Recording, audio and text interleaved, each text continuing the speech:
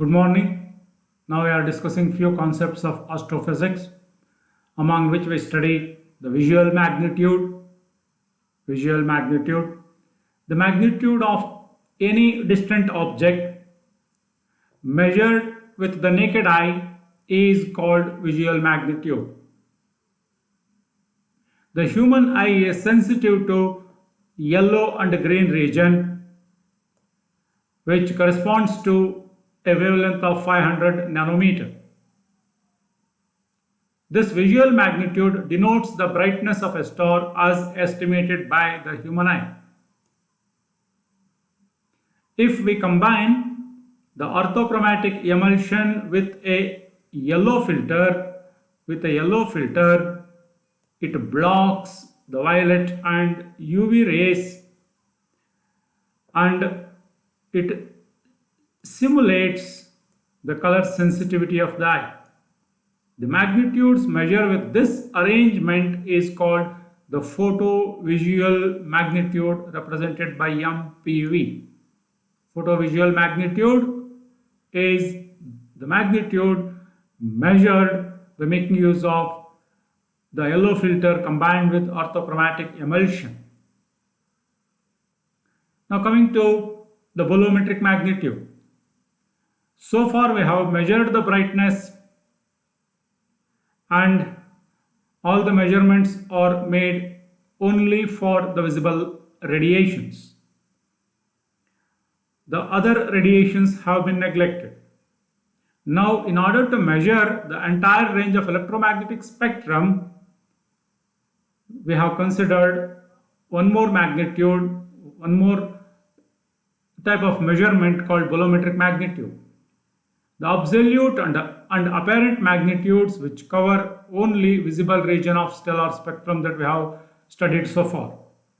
The stellar magnitudes based on the radiations measured over the entire range of electromagnetic spectrum are called the bolometric magnitudes.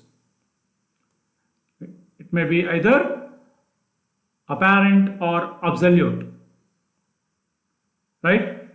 If the radiations are measured over the entire range of electromagnetic spectrum on the Earth's surface, then they are called the apparent bolometric magnitudes. If same observations are made at the surface of the star, then they are called the absolute bolometric magnitudes. The relation between absolute bolometric magnitude of a star with that of the sun is given by the difference in the bolometric magnitudes of star and the sun will be equal to 2.5 log L of sun by L, where these L's represents the luminosity of sun and star respectively. Again, the difference between the visual magnitude and the bolometric magnitude of a star is called bolometric correction. It may be either for the apparent magnitudes or for the absolute magnitudes.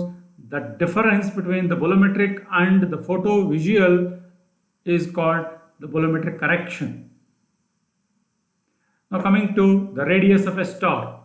Radius of a star can be determined from its luminosity as well as the surface temperature. By knowing these two, we can determine the radius of a star. If E represents the energy radiated per unit area per second by a star, then by applying Stefan-Boltzmann law, that energy E will be equal to sigma T power 4, where sigma is called the Stephan's constant, given by 5.67 into 10 power minus 8 watt per meter square per Kelvin power 4, and T is the surface temperature of the star. If L is the luminosity and if R is the radius of the star, then L will be equal to energy flux into area. Energy flux is nothing but E into 4 pi r square, but E is equal to sigma T power 4 into 4 pi r square. That is the expression for the luminosity of the star. Therefore, radius of the star R is equal to L by 4 pi sigma T power 4 whole power half. Again, If small l represents the apparent luminosity of the star as measured by an observer on the Earth's surface, and if small r is the distance of the star from the Earth, then capital L is equal to small l into 4 pi r square. We know that capital L is equal to sigma t power 4 pi r square, and that will be equal to the same value L into 4 pi r square.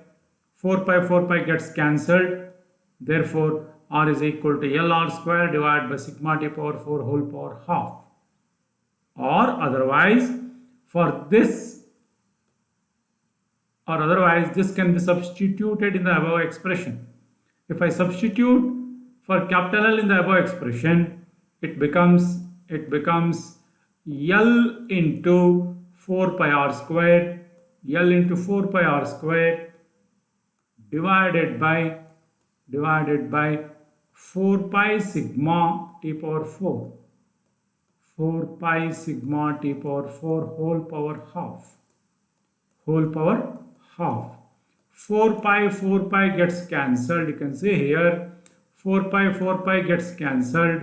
The remaining is L r square by sigma t power 4. This expression can be reproduced again. Thank you.